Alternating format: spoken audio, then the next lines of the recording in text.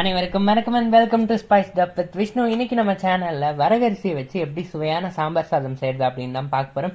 இந்த சாம்பார் சாதம் ரொம்ப ரொம்ப டேஸ்ட் அண்ட் ஹெல்தியான ஒரு ரெசிபி. நீங்களும் கண்டிப்பா செஞ்சு பாருங்க.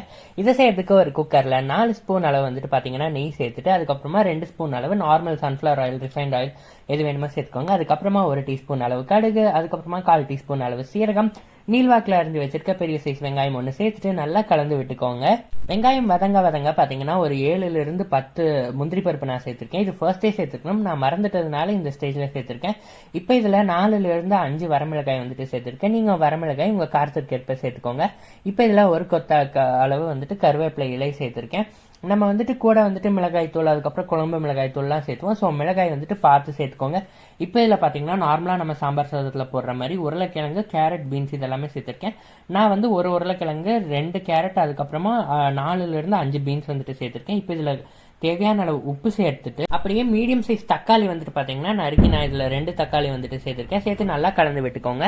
இப்ப இதுல 1 டீஸ்பூன் அளவு மஞ்சள் தூள், நல்லா குமிச்சு எடுத்த ஸ்பூன்ல 1 ஸ்பூன் அளவு சாம்பார் பவுடர், அப்படி இல்லைன்னா குழம்பு மிளகாய் தூள் எது வேணுமோ சேர்த்துக்கலாம். அதுக்கப்புறமா 1 ஸ்பூன் அளவு மிளகாய் தூள் வந்துட்டு நான் சேர்த்திருக்கேன். சேர்த்துட்டு எல்லாத்தையும் நல்லா கலந்து விட்டுக்கோங்க. நம்ம சேர்த்த இந்த மசாலா பவுடர் எல்லாமே நல்ல வெஜிடபிள்ஸ்ல கோட் ஆகி வரும்போது தான் பாத்தீங்கன்னா அந்த காய்கறிகள்ல அந்த பிளேவர்ஸ் எல்லாமே இறங்கி நல்ல டேஸ்டா இருக்கும். இல்லைன்னா காய்கறி சாப்பிடும்போது ஒரு சப்பையான ஃபீலிங் இருக்கும்.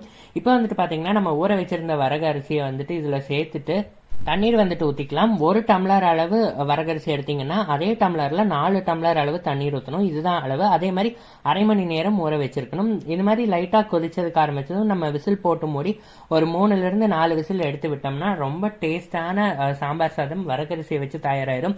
நார்மலா எப்பவுமே வெள்ளை அரிசி யூஸ் பண்றதுக்கு பதிலாக ஒரு டைம் இந்த மாதிரி வரகரிசி யூஸ் பண்ணி செய்யுங்க. நல்ல குழஞ்ச சாம்பார் சாதமா சாப்பிடும்போது ரொம்ப ரொம்ப நல்லா இருக்கும். கூட சைடிஷ் கப்பலம்லாம் வச்சு சாப்பிடும்போது நல்லா இருக்கும். கண்டிப்பா நீங்களும் இந்த ரெசிபியை செஞ்சு பார்த்துட்டு எப்படி இருக்குன்னு சொல்லுங்க. தேங்க்ஸ் ஃபார் வாட்சிங். நன்றி, வணக்கம்.